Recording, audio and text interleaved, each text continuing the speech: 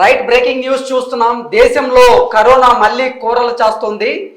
ఇప్పటికే కరోనా కొత్త వేరియంట్ ప్రజలను అయితే భయభ్రాంతులకు గురి చేస్తుంది. దేశవ్యాప్తంగా 140కి పైగా ఇప్పటికే యాక్టివ్ కేసులు నమోదయ్యాయి. ఇప్పటికే 7 మరణాలు సంభవించాయి. మనం చూసుకున్నట్లయితే కేరళ రాష్ట్రం నుంచి 5గురు ఇప్పటికే కొత్త వేరియంట్ బారిన పడి మరణించారు. అలాగే యూపీ నుంచి ఒకరు, అలాగే కర్ణాటక నుంచి ఒకరు చనిపోయినట్లుగా కూడా మనకి సమాచారం అందుతుంది. అలాగే ఈ కొత్త వేరియంట్తో చాలా జాగ్రత్తగా ఉండాలంటూ కూడా వైద్య నిపుణులు ప్రజలందరికీ కూడా సలహా ఇస్తున్న నేపథ్యంలో ఈ విషయానికి సంబంధించి మనతో మాట్లాడేందుకు ప్రముఖ విశ్లేషకులు జగదేవ్ గారు మనతో ఉన్నారు. ఆయనతో మాట్లాడదాం. జగదేవ్ గారు, హాయ్ అండి. హలో అండి. జగదేవ్ గారు, చెప్పండి. 2019 కోవిడ్ అందరికీ గుర్తుండే ఉంటుంది. ఎంతోమంది జీవితాల్లో విషాదాన్ని నింపి వెళ్ళిపోయింది. మళ్ళీ కరోనా దేశవ్యాప్తంగా కూరలు చేస్తోంది. ఇప్పటికే దేశవ్యాప్తంగా 140కి పైగా యాక్టివ్ కేసులు నమోదయ్యాయి. ఈ కొత్త వేరియంట్ ఇప్పుడు ప్రజలను అయితే భయాందోళనకు గురి చేస్తోంది. ఇప్పటికే 7 మరణాలు సంభవించాయి దేశవ్యాప్తంగా కూడా. అత్యధికంగా కేరళ రాష్ట్రానికి సంబంధించి 5గురు చనిపోయారు ఇప్పటికే. అలాగే యూపీ నుంచి ఒకరు, కర్ణాటక నుంచి ఒకరు కూడా చనిపోయారు. ఈ కొత్త వేరియంట్తో చాలా జాగ్రత్తగా ఉండాల్సిన అవసరం ఉందంటూ కూడా వైద్య నిపుణులు ప్రజలందరినీ ఉద్దేశించి చెప్తున్నటువంటి మాటలు మనం చూస్తూనే ఉన్నాం. ఏంటి సార్ అసలు దీన్ని ఎలా చూడొచ్చు? మళ్ళీ పాత రోజులను గుర్తు చేసుకోవాల్సి వస్తుందా అంటే ఏం చెప్తారు? అంటే WHO సూచనలు అయితే చేస్తుంది. దాని ప్రకారం చూస్తే కొంత భయాందోళనకు లోనవ్వచ్చు, కానీ అది ఏ స్థాయిలో ఉంటుందో చెప్పలేం. మీరు అన్నట్టు 2019 నవంబర్ డిసెంబర్ కల్లా చైనాలో మొట్టమొదటి కేసు నమోదైంది. అది మనకి పూర్తి స్థాయిలో వచ్చేసరికి 2020 మార్చి అయింది.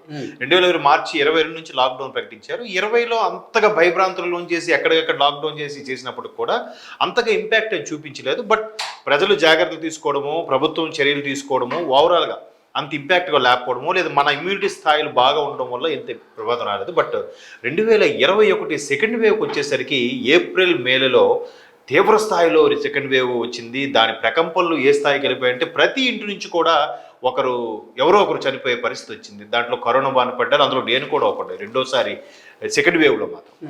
తర్వాత 21 ఎండింగ్లో మళ్ళీ 22లో కూడా థర్డ్ వేవ్ వచ్చిందన్నారు. థర్డ్ వేవ్ కూడా అలాగే భయపడుతుందన్నారు. బట్ ఎక్కడ ఇది అవ్వలేదు.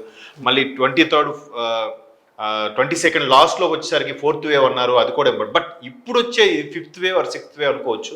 ఇది మాత్రం ఒమిక్రాన్ కదా, ఒమిక్రాన్ డెల్టా తర్వాత ఒమిక్రాన్తో XBB అని, దాని తర్వాత సమ్ J1 అని ఏదో కొత్తగా ఇప్పుడు వచ్చిందని అంటున్నారు. బట్ ఎవరు కూడా పూర్తిగా ఐడెంటిఫై చేయలేకపోతున్నారు. ఒక విధంగా చెప్పాలంటే ఇది దాన్ని ఎవరు చెప్పాలి, బయోవార్ అని చెప్పాలి. బయో అంటే మనుషుల్ని, బాంబుల్ని, గన్స్, కత్తులతో యుద్ధాలు కాకుండా బయోవార్ చిన్న ఇలాంటివి వైరస్లతో వారు ప్రకటించి జనాల్ని లక్షల కొద్దీ, కోట్ల కొద్దీ చచ్చిపోయేలా చేస్తున్నారు. అది దాని మూలాలు ఎక్కడి నుంచి స్టార్ట్ అయినా కానీ ప్రపంచవ్యాప్తంగా స్ప్రెడ్ అవుతున్నాయి. మళ్ళీ మీరు అన్నట్టుగా ఎక్కడ ఫస్ట్ మనకు స్టార్ట్ అయినా కూడా భారతదేశానికి వచ్చేసరికి కేరళలోనే ఫస్ట్ ఇంపాక్ట్ ఎక్కువగా కనిపిస్తుంది. ఇంతకుముందు ఏ వేవ్స్ తీసుకున్నా ఇప్పుడు కూడా మళ్ళీ అదే కేరళలో మళ్ళీ స్టార్ట్ అయ్యి 5గురు వరకు చనిపోయారు. జగదేవ్ గారు, అసలు అంటే కరోనా లక్షణాలు అనేది గతంలో చాలాసార్లు మనం చూసాం. కానీ వేరియంట్ మారే కొద్దీ కూడా లక్షణాలు కూడా మారుతూ వస్తున్నాయి. ఇప్పుడు JN1 వేరియంట్ వచ్చింది. ఈ JN1 వేరియంట్ లక్షణాలు కొంచెం భిన్నంగా ఉన్నాయి. అంటే దీంట్లో అసలు నో కాఫ్ ఉండదు, నో ఫీవర్. అంటే మనకి కాఫ్ ఉండదు, ఫీవర్ ఉండదు, కానీ మిగతా లక్షణాలన్నీ అయితే కనబడే అవకాశం ఉందంటూ కూడా ఇప్పటికే వైద్య నిపుణుల నేపథ్యంలో ఏంటి అసలు లక్షణాలు ఎలా ఉండబోతున్నాయి, ఈ వేరియంట్ని ఎలా గుర్తించాలి అంటే ఏం చెప్తారు? అంటే ఎవరు కూడా ఈ కరోనా వచ్చిన తర్వాత ఎంత నిష్ణాతులైన డాక్టర్లు కూడా పూర్తి స్థాయిలో ఐడెంటిఫై చేయలేకపోతున్నారు. పూర్తి స్థాయిలో ఇది ఈ వైరస్సే అని ఐడెంటిఫై చేయలేకపోతున్నారు, డిక్లేర్ చేయలేకపోతున్నారండి. అంటే దానికి తగ్గట్టుగా ప్రిస్క్రిప్షన్ కూడా ఎవరు చెప్పలేకపోతున్నారు.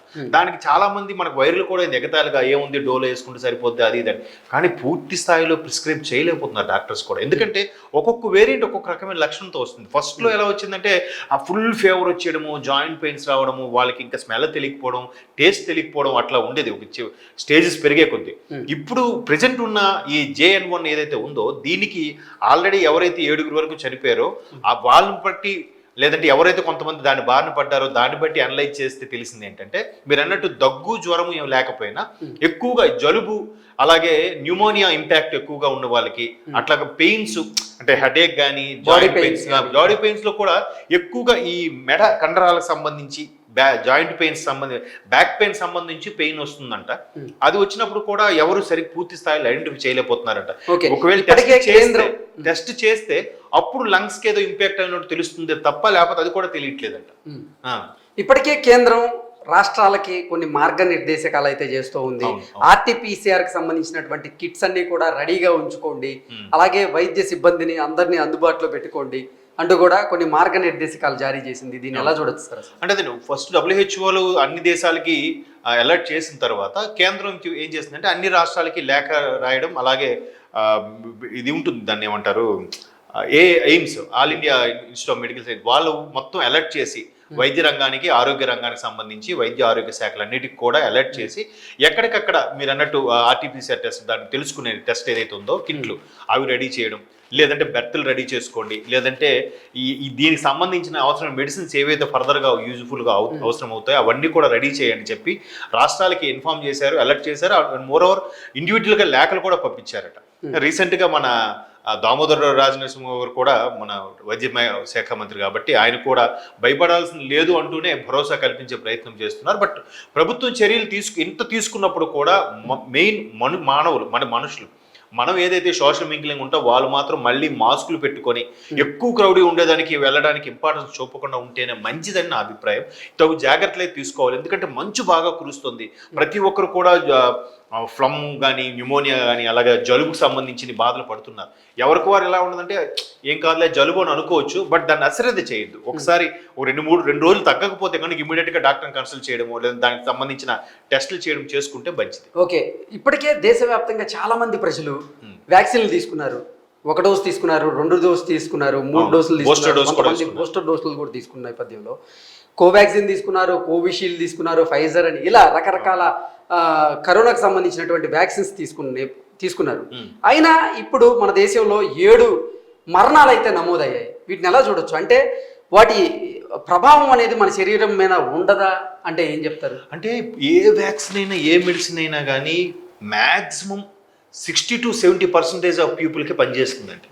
అందరికీ పనిచేస్తుందని గ్యారంటీ లేదు. ఫర్ ఎగ్జాంపుల్ ఒక సోప్ తీసుకున్నాం అనుకోండి, ఒక కిడ్స్ సంబంధించిన సోప్. అరే ఆ కిడ్స్ సంబంధించిన దాంట్లో కెమికల్ ఇంపాక్ట్ ఎక్కువగా ఉండదు కాబట్టి అది నేను యూజ్ చేస్తే బాగుంటుందని చెప్పి నా ఫ్రెండ్ ఒకటి యూజ్ చేస్తే అది ఫేర్గా వచ్చింది ఫేస్. సో అది నేను ట్రై చేస్తా అంటే నాకు అది ఇంపాక్ట్ చూపించవచ్చు, చూపించకపోవచ్చు. అది డిపెండ్స్ అపాన్ బాడీ, అదే శరీర తత్వాన్ని బట్టి కూడా, ఆ స్కిన్ ఉన్న దాన్ని బట్టి కూడా అది ఇంపాక్ట్ చూపిస్తుంది. అలాగే వాళ్ళకున్న ఇమ్యూనిటీ పవర్, వాళ్ళకున్న ఇంటర్నల్గా ఉన్న డిసీజెస్ బట్టి కూడా ఎంత వ్యాక్సిన్ వేసుకున్నా కూడా ఒక్కోసారి వర్కౌట్ అవ్వకపోవచ్చు. సక్సెస్ పర్సెంటేజ్ 70% to 80% వచ్చేసరికి బా సూపర్ అనుకుంటాం. బట్ రిమైనింగ్ 20% ఉన్నారు కదా, ఆ 20% వాళ్ళు కూడా మీరు సెకండ్ వేవ్లో మీరు అబ్జర్వ్ చేస్తే ఎక్కువగా భయాందోళనకు లోని వారికి చనిపోయిన వాళ్ళు ఎక్కువ. కరోనా ఇంపాక్ట్ సెకండ్ వేవ్ దానికన్నా కూడా మనుషుల్లో ఉండే భయాందోళనల వల్ల ఎక్కువ మంది చనిపోయారని చాలా మంది వైద్య నిపుణులు కూడా తెలియజెప్పడం జరిగింది. ఓకే, ఒకసారి బ్రేకింగ్ న్యూస్ చూసేటువంటి ప్రయత్నం అయితే చేద్దాం. ఓవరాల్ గా అసలు కొత్త వేరియంట్ అయితే ప్రజలందరినీ కూడా భయభ్రాంతులకు గురి చేస్తుంది. బ్రేకింగ్ న్యూస్ చూస్తున్నాం. దేశంలో కరోనా డేంజర్ బెల్స్, అది అగైన్ డేంజర్ బెల్స్. ప్రజల్ని భయపెడుతున్న కొత్త వేరియంట్ JN1. అది ఇప్పటి వరకు మనం మాట్లాడుకున్నాం. JN1 అనేది కొత్త వేరియంట్ అని. ఇప్పటి వరకు 7 మృతి చెందారు. దాంట్లో కేరళ నుంచి 5, యూపీ నుంచి 1, అలాగే కర్ణాటక నుంచి 1 ఇప్పటి వరకు కరోనా బారిన పడి మృతి చెందినట్లుగా కూడా మనకు తెలుస్తుంది. కొత్తగా 142 కరోనా కేసులు నమోదయ్యాయి. ఓవరాల్ గా 1970కి చేరిన యాక్టివ్ కేసులు ఈ వారం రోజుల్లో వ్యవధిలోనే 2000 యాక్టివ్ కేసులు అనేది ఇప్పుడు చేరుకున్నాయి. ఒక రోజులోనే 140 కేసులు నమోదయ్యాయి. ఎలా చూడొచ్చు అసలు దీన్ని? అని అదే చెప్తున్నాండి. మరలా అంటే ఇవి ఎలా సంకేతాలు ఇస్తుందంటే ఒకవేళ లాక్డౌన్ చేసే పరిస్థితి వస్తుందా అనే సంకేతాలు ఇస్తుంది. బట్ లాక్డౌన్ చేస్తే కనుక ప్రజలు చాలా ఇబ్బంది పడతారు. ఇప్పటికే కరోనా 2020-21 పూర్తి స్థాయిలో మనం మర్చిపోయాం, ఒక విధంగా కాలక్రమంలో కలిసిపోయాయి. సో ఇప్పుడు కూడా మళ్ళీ పెడితే చాలా ఇబ్బంది పడతారు. కాబట్టి ఎవరికి వాళ్ళు ఇండివిజువల్గా కేర్ తీసుకొని మాస్క్ పెట్టుకోవడం, సెల్ఫ్ ఐసోలేషన్ లాగా మనం ఏదైనా చేసుకోగలిగితే అప్పుడు కొంతవరకు అవాయిడ్ చేయొచ్చు. లేదా ఏం కాదులే లైట్ తీసుకుంటే మాత్రం ఎప్పుడు ఏ వేరియంట్ ఎటు నుంచి కొడుతుందో ఎవరికి తెలియదు. సో దీని మీద మాత్రం RT-PCR టెస్టులన్నీ రెడీ చేసుకోవాలంటే కూడా కేంద్రం ఇప్పటికే రాష్ట్రాలకి మార్గనిర్దేశకాలు జారీ చేసింది. అంటే హాస్పిటల్స్ ఏవైతే ఉన్నాయో వాటన్నిటికి కూడా కొన్ని మార్గనిర్దేశకాలు అయితే జారీ చేసింది. ఎవరైతే ఈ వేరియంట్తో బాధపడుతూ ఉంటారో వారికి సరైన సమయంలో సరైన వైద్య సదుపాయాలని కల్పించాలి. కల్పించాలంటే కూడా ఇప్పటికే కేంద్ర ప్రభుత్వం ఆదేశాలు జారీ చేసింది. ఇక అంటే ఎటువంటి పరిస్థితి ఉండబోతుంది అంటే ఒక మాటలో ఏం చెప్తారు? ఎటువంటి అదే చెప్తున్నాను అండి, ఈ కరోనా వేరియంట్స్ వచ్చాక రకరకాల వేరియంట్స్ అంటున్నారు. XBB అంటున్నారు, డెల్టా అంటున్నారు, ఒమిక్రాన్ అంటున్నారు, ఇప్పుడు JN1 అంటున్నారు. ఇంకా నెక్స్ట్ ఏముంటుందో, అది ఎంతవరకు ఇంపాక్ట్ అవుతుందో, అంటే మానవ శరీరాల్లో ఆఖరికి వాటితో కలిసి అదే జీవనం సాగించాలేమో అనిపిస్తుంది. బట్ ప్రతి ఒక్కరు కూడా ఎవరికి వాళ్ళు ఇమ్యూనిటీ పవర్ పెంచుకొని కాన్ఫిడెంట్గా ఉండాలి. సెల్ఫ్ ఐసోలేషన్ జాగ్రత్త తీసుకొని మాస్కులు పెట్టుకుని ఉంటేనే మంచిది. బట్ ఎవరు సర్టిఫై చేయలేకపోతున్నారు పూర్తి స్థాయిలో. ఓకే, ప్రతి ఒక్కరు కూడా అప్రమత్తంగా ఉండాలి. ఈ కొత్త Exactly. వేరియంట్ లక్షణాలు ఏంటనేది తెలుసుకొని ప్రతి ఒక్కరు జాగ్రత్తగా ఉండాల్సిన అవసరం అయితే ఉంది. ఎగ్జాక్ట్లీ. ఓకే జగదేవ్ గారు, thank you so much. Thank you.